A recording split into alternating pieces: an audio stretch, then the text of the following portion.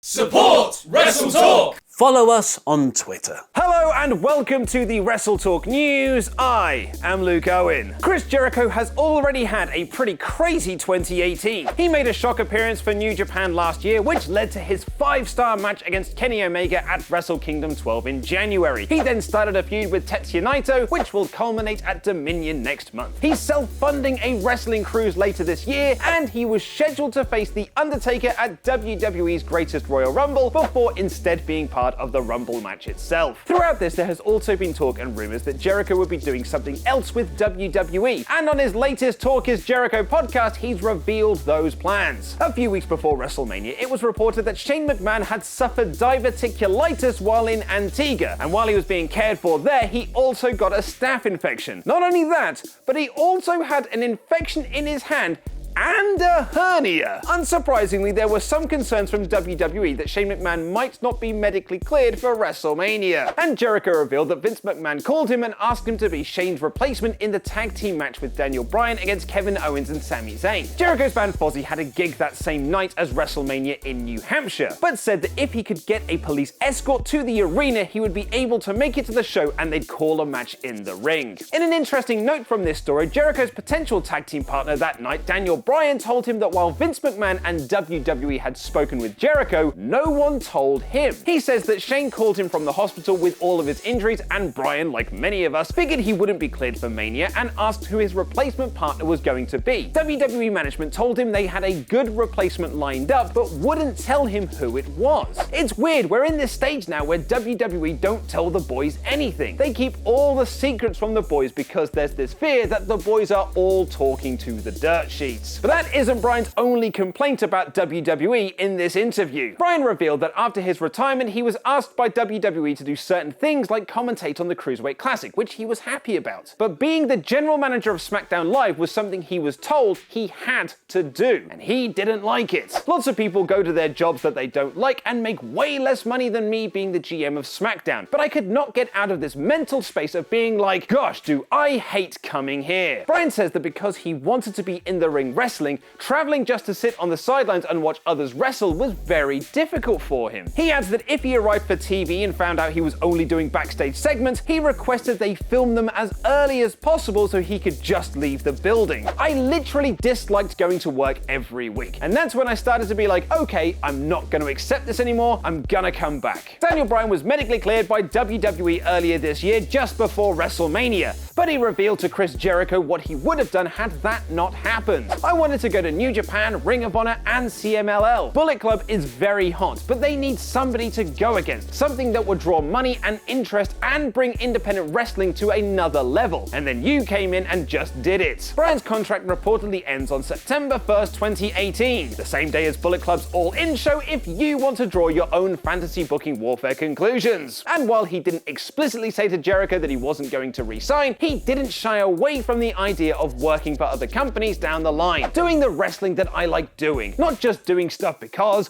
I'm trying to get cheered or trying to get this position or whatever, but just enjoying it while I can, because now that it's been taken away from me, I know what it's like to lose it. And Bryan headlining SmackDown Live against Rusev did little to help the show's declining ratings, which dropped another 6% this week for a new low of 2.2 million viewers. But more importantly are your ratings. Despite what the comments said, I thought SmackDown Live was smacktastic, and 51% of you disagreed, saying it was smack bang in the middle, and I'm the pessimistic one. The negative effect from Backlash also had an effect on Raw, which fell 12% week on week for 2.6 million viewers, a number that would be among the worst of the modern era. Ollie Davis also thought the show was poor, and 58% of you disagreed, saying it was average. You can check out Ollie Davis and I giving our in-depth thoughts on this week's Raw and SmackDown Live on the Wrestle Ramble, which you can watch by clicking the playlist to the left. Subscribe to this channel and pledge on Patreon for exclusive podcast content. I have been Luke Owen, and that was wrestling.